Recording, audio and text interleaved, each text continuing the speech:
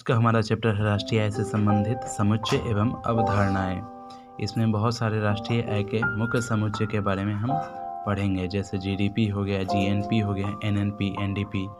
GDP factor cost per यानी कि साधन लागत पर जीडीपी क्या होता है, एनएनपी क्या होता है, जीएनपी क्या होता है, और उसके बाद हम पढ़ेंगे private income, personal income, personal निजी आय, व्यक्तिगत प्रयोज्य आय और राष्ट्रीय प्रयोज्य आय।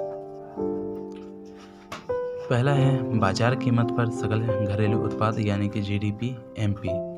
एक लेखा वर्ष में देश की घरेलू सीमा में कुल उत्पादित अंतिम वस्तुओं और सेवाओं का बाजार मूल्य को बाजार कीमत पर सकल घरेलू उत्पाद कहते हैं। एक लेखा वर्ष कहने का मतलब बैंकिंग जो बैंक होते हैं वो उसका जो वर्ष होता है वो अप्रैल से शुरू होकर के अगले वर्ष के मार्च के 31 मार्च तक अंत होता है। तो उसी लेखा वर्ष में देश की घरेलू सीमा में कुल उत्पादित अंतिम वस्तु और सेवाओं को जो बाजार मूल्य होता है उसी को बाजार कीमत पर सकल घरेलू उत्पाद कहा जाता है। आगे है इसमें कार्यरत विदेशी बैंक और विदेशी कंपनियां द्वारा उत्पादित वस्तुओं और सेवाओं के बाजार मूल्य को भी जोड़ा जाता है। जो भी विदेशी बैंक हैं, विदेशी कंपनियां जो कि इसी देश में हैं, उनको भी उनके द्वारा भी जो भी बनाए जाएंगे या फिर सेवा दिए जाएंगे उनके मूल्य को जोड़ा जाएगा। आगे है सकल घरेलू उत्पाद की विशेषताएं। इसमें केवल देश में ही उत्पादित वस्तुओं और सेवाओं को शामिल किया जाता है। इसमें मूल्य ह्रास स्थिर पूंजी पदार्थों के उपयोग के मूल्य को भी शामिल किया गया है, इसलिए इसमें सकल शब्द जोड़ा गया है। इसमें कच्चे माल, बिजली, ईंधन जैसी मध्यवर्तीय वस्तुओं के मूल्य को शामिल नहीं किया जाता है। इसे एक लेखा वर्ष के लिए आकलन किया जाता है। इसका मापन प्रचलित कीमतों पर किया जाता है। कहने का मतलब कि जो भी पिछले वर्ष का बचा हुआ सामान है उसको इस वर्ष बेचना है तो उसे इसी वर्ष के अनुसार उसके कीमत को तय किया जाएगा। आगे है बाजार कीमत पर सकल राष्ट्रीय उत्पाद जीएनपी एमपी पर। एक लेखा वर्ष में देश की घरेलू सीमा में निवासियों द्वारा कुल उत्पादित अंतिम वस्तुओं और सेवाओं एवं विदेशों से प्राप्त शुद्ध साधन आय के जोड़ को बाजार कीमत पर सकल राष्ट्रीय उत्पाद कहलाता है। हम उससे पहले देखे थे जीडीपी में, जिसमें केवल एक देश के अंदर ही जितना भी सामान बना हुआ है, चाहे वो एप्पल का हो या फिर देश की कंपनी माइक्रोमैक्स का हो, दोनों के मूल्य को जोड़ा जाएगा। लेकिन यहाँ पे जो सकल राष्ट्रीय उत्पाद है इसमें केवल जो देश के ही जो कंपनी है उसके द्वारा बनाए गए सामानों को जोड़ा जाएगा, चाहे वो देश के अंदर हो या बाहर बेच रहा हो, उसके कीमत को ही जोड़ा जाएगा। इसका फार्मूला देखते हैं, सूत्र देखते हैं। जीएनपी एमपी बराबर जीडीपी एमपी प्लस विदेशों से प्राप्त शुद्ध साधन आय। आगे पढ़ेंगे ये क्या होता है। आगे है विदेशों से प्राप्त शुद्ध साधन आय, जिसे NFIA कहते हैं। देश के निवासियों द्वारा विदेशों से अर्जित साधन आय और देश के सीमा में गैर निवासियों द्वारा अर्जित साधन आय के अंतर को विदेशों से प्राप्त शुद्ध साधन आय कहलाता है। इसका सूत्र अगर देखते हैं, विदेशों से प्राप्त शुद्ध साधन आय बराबर देश के निवासियों द्वारा विदेशों से अर्जित साधन आय माइनस देश में गैर निवासियों द्वारा अर्जित साधन आय। इसे ही अच्छे से नीचे में लिखा गया है समझने के लिए। कहने का मतलब अगर देश के बाहर अगर कोई देश के निवासी ही कमाने जा रहे हैं तो उसको गिना जाएगा, उसको पहले रखा जाएगा, और साथ ही साथ जो हमारे देश में विदेशी कंपनी आते हैं कमाते हैं उसको रखा जाएगा, और दोनों को घटा दिए जाने पर जो निकलता है वो शुद्ध साधन आय कहलाता है। ये हमें धनात्मक भी मिल सकते हैं और ऋणात्मक भी।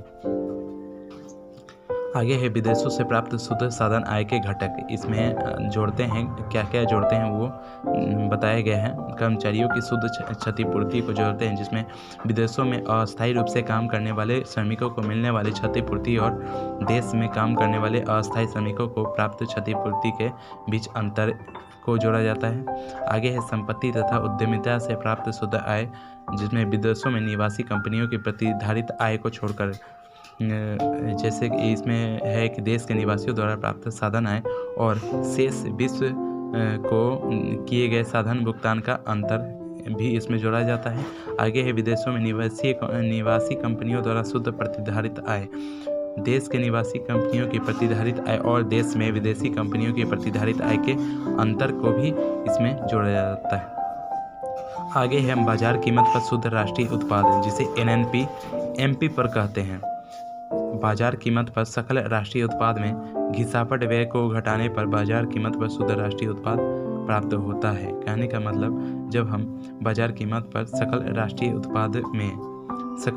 उत्पाद में घिसावट व्यय जो वो खर्च होता है, जो कि अगर कोई मशीन है तो मशीन में या फिर आटा चक्की है उसमें कुछ खराबी आता है तो साल भर के दौरान उसमें जो भी खराबी आता है उसमें बनाने में जो खर्च होता है उसे घिसावट व्यय कहते हैं। और इस घिसावट व्यय को, इस जो खर्च है बनाने में, उसको हम घटा देते हैं सकल राष्ट्रीय उत्पाद में। तब जो हमें प्राप्त होता है वो शुद्ध राष्ट्रीय उत्पाद होता है। शुद्ध रूप से जो हमें प्राप्त हुआ उसे एनएनपी बोलते हैं एमपी पर। इसे हम सूत्र के रूप में देखते हैं। बाजार कीमत पर शुद्ध राष्ट्रीय उत्पाद बराबर एक वर्ष की अवधि में उत्पादित अंतिम वस्तु और सेवाओं का बाजार मूल्य प्लस में विदेशों से प्राप्त शुद्ध साधन आय माइनस में घिसावट या पूंजी उपभोग। इसे फॉर्मूला में इस तरह से लिखा गया है। इसे या तो एनएनपी एमपी बराबर जीएनपी माइनस घिसावट व्यय लिख सकते हैं, या फिर एनएनपी एमपी बराबर जीडीपी एमपी प्लस विदेशों से प्राप्त साधन आय माइनस घिसावट आय लिख सकते हैं। इसे हम आगे जब हमें सवाल मिलेंगे बनाने के लिए तो इसमें इस सब फार्मूला का इस्तेमाल हो सकता है। आगे है घिसावट व्यय के घटक। घिसावट व्यय में हम क्या क्या जोड़ते हैं? सामान टूट फूट। कहने का मतलब अगर आटा चक्की को ही उदाहरण में ले लें तो उसमें अगर कुछ टूट फूट होता है तो उसे बनाने में जो खर्च आता है। आगे है अप्रचलन। कहने का मतलब अगर मशीन बहुत पुराना हो चुका है उसे नए में बदलना है तो उसमें जो खर्च आने वाला है। आगे है मशीनों की आकस्मिक हानि। कहने का मतलब उसमें मशीन में कुछ गड़बड़ी हुई है नट बोल्ट ढीला है या कुछ भी है तो उसे जो उसमें बनवाने में जो खर्च आता है उसको भी इसमें जोड़ा जाता है। आगे है बाजार कीमत पर शुद्ध राष्ट्रीय उत्पाद एनडीपी एमपी। एक लेखा वर्ष में देश की सीमा में उत्पादित अंतिम वस्तु और सेवाओं के बाजार मूल्य में घिसावट मूल्य घटाने पर बाजार कीमत पर शुद्ध घरेलू उत्पाद प्राप्त होता है। एक लेखा वर्ष में देश की सीमा में उत्पादित अंतिम वस्तु के बाजार मूल्य में घिसावट मूल्य घटाने पर बाजार कीमत पर शुद्ध घरेलू उत्पाद प्राप्त होता है। इसका है सूत्र एनडीपी एमपी बराबर जीडीपी एमपी माइनस घिसावट व्यय। आगे है शुद्ध घरेलू आय जिसे एनडीआई अथवा साधन लागत पर शुद्ध घरेलू उत्पाद भी कहते हैं, जिसे एनडीपी एफसी कहते हैं। तो अभी तक जितने भी हम जीडीपी एनडीपी ये सब देख रहे थे वो था बाजार कीमत पर, लेकिन अब जो देख रहे हैं वो है साधन लागत पर। तो एक लेखा वर्ष में एक देश की सीमा में अर्जित साधन आय के कुल जोड़ को साधन लागत पर शुद्ध घरेलू उत्पाद कहते हैं। अब साधन आय वो चीज़ें होता है जो कि हमें, जैसे हम यहाँ देख रहे हैं साधन आय बराबर होता है जो भी हमें ज़मीन के बदले लगान मिलता है, जो भी हम किसी कंपनी में काम करते हैं उसमें श्रम मिलता है, मेहनताना मिलता है और सैलरी मिलता है। और जो भी हमें जो भी कंपनी के लोगों को एक परिवार के तौर पर देखें तो उनको जो लाभ प्राप्त होता है, और साथ ही साथ जो कंपनी उधार लेते हैं उसे जो ब्याज देते हैं, ये सभी साधन आय के अंतर्गत आते हैं। आगे देखते हैं एनडीपीएफसी ज्ञात करने के लिए एनडीपी एमपी में से अप्रत्यक्ष कर क्यों घटा दिए जाते हैं। तो इसका उत्तर है कि उत्पादक को वस्तु और सेवाओं के बाजार मूल्य का पूर्ण हिस्सा प्राप्त नहीं होता है। कुछ अंश अप्रत्यक्ष कर के रूप में सरकार के पास जाता है। अतः साधन लागत पर शुद्ध घरेलू उत्पाद ज्ञात करने के लिए बाजार मूल्य पर शुद्ध घरेलू उत्पाद से अप्रत्यक्ष कर घटाया जाता है।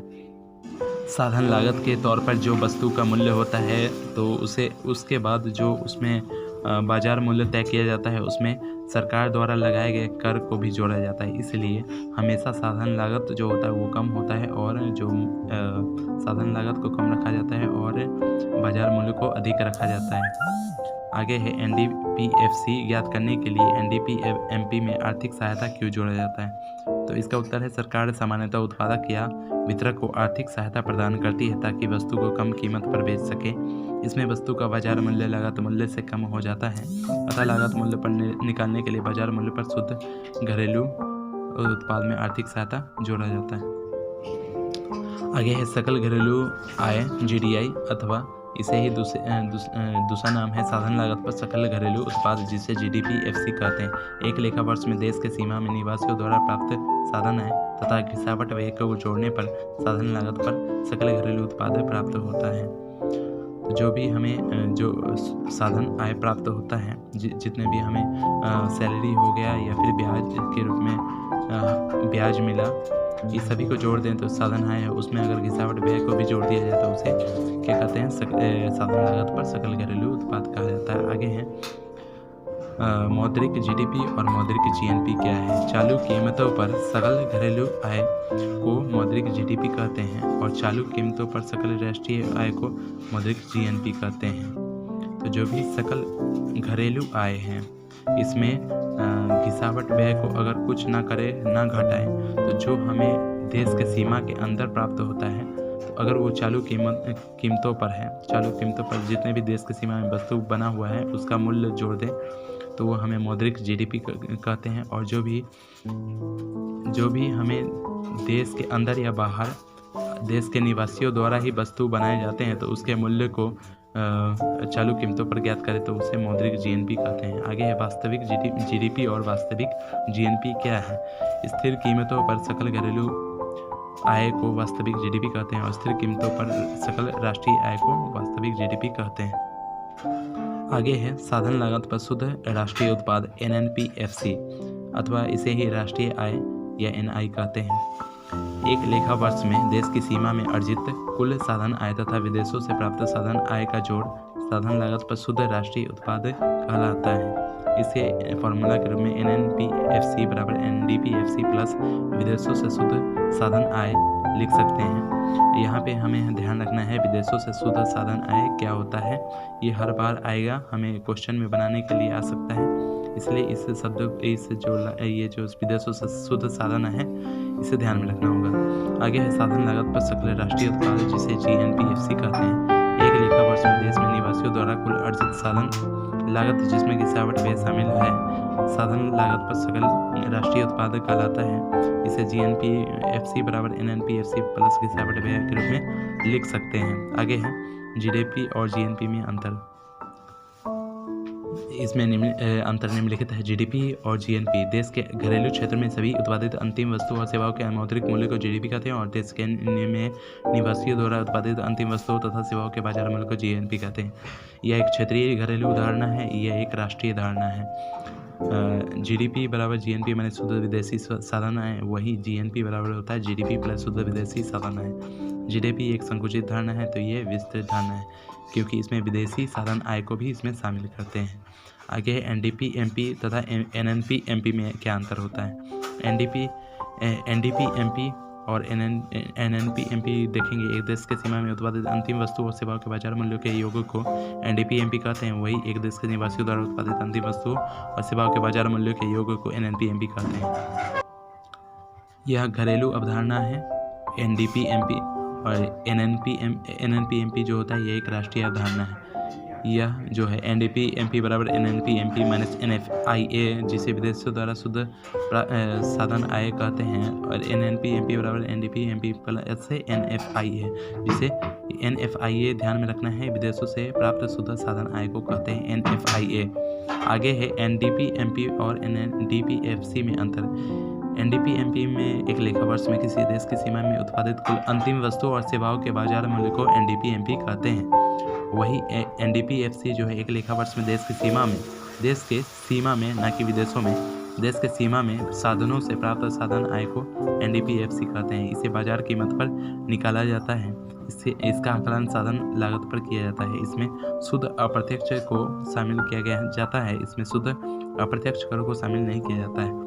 एनडीपीएमपी बराबर एनडीपीएफसी प्लस अप्रत्यक्ष कर प्लस आर्थिक सहायता। यहाँ पे देखेंगे एनडीपीएफसी बराबर एनडीपीएमपी माइनस अप्रत्यक्ष कर और आर्थिक सहायता।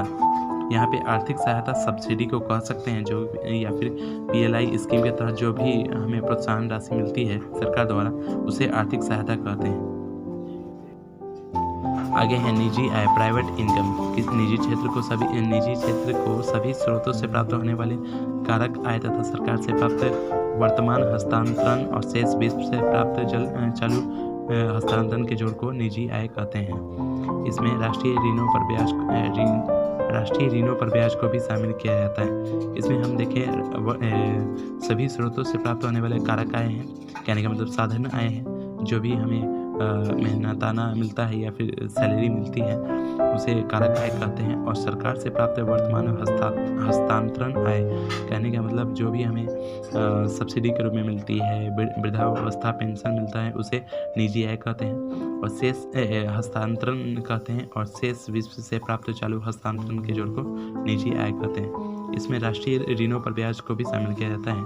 इसका सूत्र है निजी क्षेत्र को घरेलू उत्पाद से प्राप्त आय, विदेशों से शुद्ध साधन आय, सरकार से चालू हस्तांतरण, शेष विश्व से शुद्ध चालू हस्तांतरण, राष्ट्रीय ऋणों पर ब्याज, इस सभी को जोड़ देंगे तो निजी आय हमें प्राप्त होते हैं। सभी नोट में देखें सभी आय भुगतान जो है जैसे कि वेतन, मजदूरी, किराया, ब्याज, लाभ, मिश्रित आय आदि, ये सभी हैं, सभी जो है आय भुगतान है। और गैर आय भुगतान जो है सभी प्रकार के हस्तांतरण भुगतान है जो एक हाथ से दिए जाते हैं, दूसरे हाथ से नहीं दिए जाते हैं। कहने का मतलब जितने भी हमें सब्सिडी मिलती है या फिर जितने भी सब्सिडी है या फिर हमें प्रोत्साहन राशि या फिर वृद्धावस्था पेंशन मिलते हैं उसे हस्तांतरण भुगतान कहते हैं। आगे राष्ट्रीय आय, निजी आय में अंतर, नेशनल इनकम और प्राइवेट इनकम। इसमें सार्वजनिक दोनों में अंतर समझेंगे। इसमें सार्वजनिक और निजी दोनों क्षेत्रों की आय को शामिल करते हैं। इसमें केवल निजी क्षेत्र की आय शामिल है। इसमें हस्तांतरण आय शामिल नहीं है। इसमें साधन आय और हस्तांतरण आय दोनों शामिल हैं। राष्ट्रीय ऋण पर ब्याज को शामिल नहीं किया जाता है। इसमें राष्ट्रीय ऋण पर ब्याज को शामिल किया जाता है, प्राइवेट इनकम में शामिल किया जाता है। आगे घरेलू उत्पाद से निजी क्षेत्र की आय और निजी आय में अंतर। निजी आय और निजी क्षेत्र को घरेलू उत्पाद से प्राप्त आय दोनों में अंतर समझेंगे। यह निजी क्षेत्र की समस्त स्रोतों से प्राप्त आय है तो वही यह घरेलू उत्पाद का वह भाग है जो निजी क्षेत्र में उपार्जित होता है। इसमें आय भुगतान और चालू हस्तांतरण भुगतान दोनों शामिल हैं। इसमें केवल आय भुगतान शामिल किए जाते हैं। यह एक राष्ट्रीय अवधारणा है, वही एक घरेलू अवधारणा है। यह विदेशों से प्राप्त साधन आय शामिल है, इसमें वह शामिल नहीं होता है। इसमें राष्ट्रीय ऋणों पर ब्याज शामिल होता है, इसमें राष्ट्रीय ऋणों पर ब्याज शामिल नहीं होता है। आगे है व्यक्तिगत या वैयक्तिक आय, जिसे पर्सनल इनकम भी कहते हैं। आगे है व्यक्तिगत आय या वैयक्तिक आय, जो वैसा आय जो किसी देश में एक वर्ष की अवधि में व्यक्तियों अथवा परिवारों द्वारा वास्तविक रूप से प्राप्त होती है, व्यक्तिगत आय कहलाता है। वैयक्तिक आय की गणना हेतु राष्ट्रीय आय में परिवर्तन। इसकी गणना हेतु राष्ट्रीय आय में से घटाई या जोड़ी जाने वाली मदें निम्न हैं। पहले घटाई जाने वाली मदें समझते हैं कि अगर हम व्यक्तिगत आय प्राप्त करना है तो उसमें राष्ट्रीय आय में क्या क्या चीज़ें हमें घटाने हैं ये हम देखते हैं। पहला है निगम आयकर, जो कॉर्पोरेशन इनकम टैक्स जो होता है, व्यापारिक निगमों को अपने लाभ का कुछ निगम करों के रूप में सरकार को चुकाना पड़ता है, इसे ही निगम आयकर कहते हैं। इसे घटाना पड़ता है कहाँ, तो राष्ट्रीय आय में घटाना पड़ता है। आगे है निगमों का अवितरित लाभ। निगम अपनी आय का एक भाग पुनः व्यवसाय में विनियोजित कर देती है, कहने का मतलब निवेश कर देती है, वो अपने व्यवसाय को बढ़ाने के लिए उसमें लगा देती है। इसे ही क्या बोलते हैं, निगमों का अवितरित लाभ, जिसे हमें राष्ट्रीय आय में घटाना है ये व्यक्तिगत आय प्राप्त करने के लिए। आगे सामाजिक सुरक्षा हेतु कटौती है। इस कटौती के कारण व्यक्तियों की आय कम हो जाती है। यह कटौती प्रोविडेंट फंड व पेंशन फंड आदि के रूप में की जाती है। आगे है जोड़ी जाने वाले मदें, जो कि हमें व्यक्तिगत आय को हमें प्राप्त करने के लिए राष्ट्रीय आय में जो हमें जोड़े जाने वाली मदें हैं वो आगे देखेंगे। जैसे पेंशन है, बेरोजगारी भत्ता है आदि। जैसे हस्तांतरण भुगतान है, कहने का मतलब पहले भी हम बता चुके हैं, जो कि एक हाथ से दिए जाते हैं, दूसरे हाथ से नहीं लिए जाते हैं, उसे ही हस्तांतरण भुगतान कहते हैं, उसे राष्ट्रीय आय में जोड़े जाते हैं। आगे है व्यक्तिगत आय की गणना हेतु सूत्र। इसे राष्ट्रीय व्यक्तिगत आय निकालने के लिए राष्ट्रीय आय में से निगम कर घटाना होता है, अवितरित व्यावसायिक लाभ घटाना होता है, सामाजिक सुरक्षा अंशदान घटाना होता है, और इसमें जोड़े जाने वाले मदे है हस्तांतरण भुगतान। इसे एक फार्मूला के रूप में यहाँ लिख दिया गया है। आगे है निजी आय और व्यक्तिगत आय में अंतर। तो ये एक विस्तृत अवधारणा है, ये एक संकुचित अवधारणा है। यह निजी उद्यमों और परिवारों की सभी स्रोतों से आय का योग होती है। यह व्यक्तियों अथवा परिवारों को प्राप्त होने वाली आय है। निगम कर, अवितरित लाभ आदि शामिल करते हैं इसमें, तो इसमें यह शामिल नहीं करते हैं। राष्ट्रीय आय और व्यक्तिगत आय में अंतर समझते हैं। राष्ट्रीय आय में सार्वजनिक और निजी आय शामिल होती है, तो व्यक्तिगत आय में सार्वजनिक आय शामिल होते हैं लेकिन निजी आय शामिल नहीं होते। हस्तांतरण आय शामिल नहीं होती है राष्ट्रीय आय में, वही परिवारों और व्यक्तियों की हस्तांतरण आय शामिल होती है। राष्ट्रीय ऋणों पर ब्याज शामिल नहीं होती है, वही इसमें वह शामिल होती है। इसमें देखते हैं राष्ट्रीय आय में निगम कर और निगम बचतें शामिल होती हैं, तो इसमें निगम कर और निगम बचत शामिल नहीं होती है। आगे देखते हैं व्यक्तिगत प्रयोज्य आय या वैयक्तिक प्रयोज्य आय, जिसे पर्सनल डिस्पोजल इनकम कहते हैं। वो आय जो व्यक्तियों को सभी स्रोतों से प्राप्त होती है तथा सरकार द्वारा लिए जाने वाले करों के भुगतान के बाद व्यक्ति के पास बचती है, व्यक्तिगत प्रयोज्य आय कहलाते हैं। तो हम पहले देखें व्यक्तिगत आय, उसमें जो होते हैं सरकार द्वारा टैक्स जब नहीं लिए जाते हैं उस समय का जो हमें इनकम ये सब प्राप्त होता है उसे व्यक्तिगत आय कहते हैं। लेकिन जब टैक्स ये सब दे करके हमारे पास जो बचता है जिससे हम खर्च कर सकते हैं या फिर बचा सकते हैं, उसे ही कहते हैं व्यक्तिगत प्रयोज्य आय। इसे हम प्राप्त करते हैं व्यक्तिगत आय माइनस जो हमें सरकार को प्रत्यक्ष कर देना होता है, साथ ही साथ जो सरकार की विविध प्राप्तियां है, कहने का मतलब चालान, ये सब जो हमें कटवाना पड़ता है, जो दंड के रूप में हमें चालान कटवाना पड़ता है, इससे भी इसमें घटा दिया जाता है। उसके बाद जो हमारे पास शेष बचता है। आगे है व्यक्तिगत आय और व्यक्तिगत प्रयोज्य आय में अंतर। यह एक विस्तृत धारणा है, यह एक संकुचित धारणा है। इस समस्त आय में उपभोग तथा बचत के लिए प्रयोग नहीं हो सकता है। इस समस्त आय का उपभोग तथा बचत के लिए प्रयोग किया जा सकता है क्योंकि इसमें से सारे टैक्स और जितने भी दंड के रूप में दिया गया है चालान, ये सब को घटा दिया गया है। इसमें प्रत्यक्ष कर, आय कर, संपत्ति कर, प्रशासनिक दंड और जुर्माने तथा फीस शामिल होते हैं। इसमें ये सभी शामिल नहीं होते हैं। आगे है राष्ट्रीय प्रयोज्य आय, जिसे नेशनल डिस्पोजल इनकम या फिर NDI कहते हैं। किसी देश की बाजार कीमत पर वह शुद्ध आय जो उस देश को उपभोग और बचत करने के लिए उपलब्ध होती है, राष्ट्रीय प्रयोज्य आय कहलाती है। वह आय जो किसी देश के निवासियों को सभी स्रोतों से उपभोग तथा या बचत के लिए एक वर्ष में प्राप्त होती है, राष्ट्रीय प्रयोज्य आय कहलाती है। राष्ट्रीय प्रयोज्य आय निकालने के लिए राष्ट्रीय आय में हम जोड़ते हैं शुद्ध अप्रत्यक्ष कर, शेष विश्व से शुद्ध चालू हस्तांतरण जोड़ते हैं। क्योंकि ये राष्ट्रीय मामला है तो इसमें शेष विश्व को भी ले लेते, जोड़ घटाव में हम शामिल कर लेते हैं। क्योंकि राष्ट्रीय में हम देश के निवासी को देश के अंदर या बाहर दोनों को जोड़ते हैं। आगे है राष्ट्रीय प्रयोज्य आय की सकल तथा शुद्ध धारणाएं। शुद्ध राष्ट्रीय प्रयोज्य आय, जिसे NNDI भी बोलते हैं, इसमें राष्ट्रीय आय प्लस शुद्ध अप्रत्यक्ष कर प्लस शुद्ध शेष विश्व से चालू हस्तांतरण को जोड़ते हैं। आगे सकल राष्ट्रीय प्रयोज्य आय, शुद्ध राष्ट्रीय प्रयोज्य आय, जिसे NNDI कहते हैं, प्लस में स्थिर पूंजी का उपभोग भी जोड़ देते हैं। शुद्ध और सकल में इतना ही अंतर है कि इसमें जो भी घिसावट व्यय है, कहने का मतलब जो भी खराबी है मशीनों में, उदाहरण के तौर पर उसे जोड़ना है या घटाना है, उसके आधार पर सकल या शुद्ध नाम रखा जाता है। आगे है राष्ट्रीय और राष्ट्रीय प्रयोज्य आय में अंतर। इसकी गणना सदैव साधन लागत पर की जाती है, इसकी गणना बाजार कीमत पर की जाती है। इसमें केवल साधन आय को शामिल करते हैं, तो इसमें साधन आय के साथ साथ शेष विश्व से शुद्ध हस्तांतरण को भी शामिल करते हैं। आगे है राष्ट्रीय प्रयोज्य आय तथा व्यक्तिगत प्रयोज्य आय में अंतर। व्यक्तिगत प्रयोज्य आय जो है, इसमें यह परिवारों द्वारा सभी साधनों से प्राप्त वास्तविक आय होती है। इसमें यह संपूर्ण राष्ट्र की आय है, जिसमें सार्वजनिक तथा व्यक्तिगत क्षेत्र भी शामिल है। प्रत्यक्ष कर तथा अप्रत्यक्ष कर शामिल नहीं होते हैं, इसमें दोनों प्रकार के कर शामिल होते हैं। धन्यवाद।